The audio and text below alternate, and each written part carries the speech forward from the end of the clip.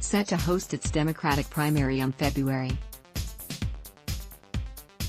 11, 2020, New Hampshire has earned a reputation not only as a key swing state in general elections, but as an early battleground state in both major parties' presidential primaries. Only Iowa holds its election earlier, so if presidential candidates want to contend nationally, they must fare well in New Hampshire or risk fading into irrelevance.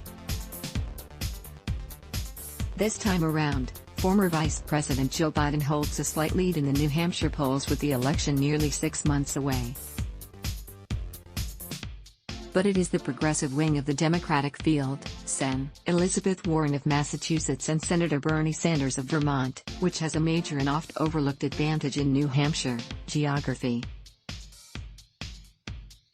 Both Warren and Sanders represent states which neighbor New Hampshire. In fact, Warren's home in Cambridge is just about 40 miles from Nashua, New Hampshire, and Sanders lives just a 90-mile drive from the state line. This gives the candidates the advantage of being able to campaign in the state frequently when they are home. NBC Boston reports that so far, Warren has made 36 stops in state and Sanders has made 27, but Biden has only made 17. If the past is any precedent, this could work in their favor. Typically, major candidates from states surrounding New Hampshire have fared well in its primaries. Last time around, Sanders defeated Hillary Clinton in New Hampshire and even got 4,493 write-in votes in the state's general election. Prior to that, former Massachusetts Governor Mitt Romney fared well on the Republican side, winning the state in 2012 and finishing second to the late Sen. John McCain in 2008. On the Democratic side in 2004, then Massachusetts Senator John Kerry and former Vermont Governor Howard Dean finished first and second respectively in New Hampshire. Back in 1992, then Massachusetts Senator Paul Tsongas won the state, topping future President Bill Clinton, and 4 years prior, then Massachusetts Governor Michael Dukakis won the New Hampshire primary and later the Democratic nomination. And in the 1960s, a pair of Massachusetts natives won New Hampshire in their respective parties' primaries.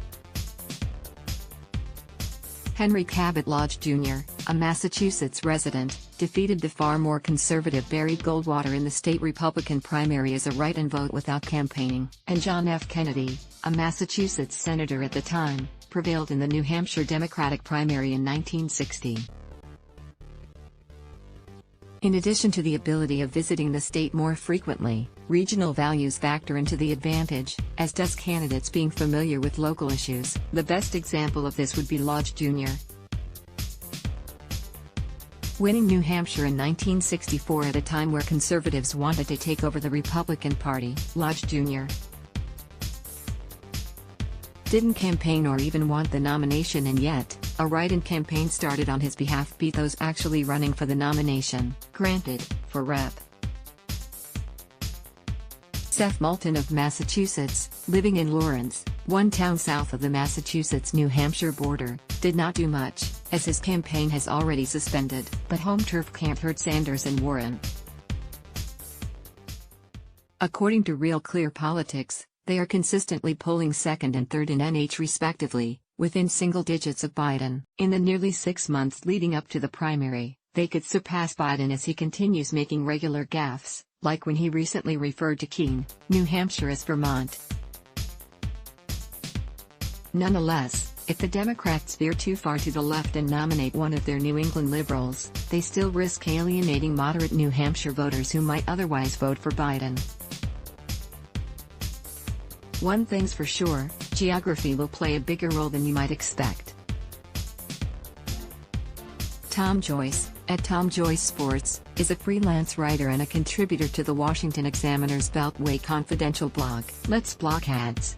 Why?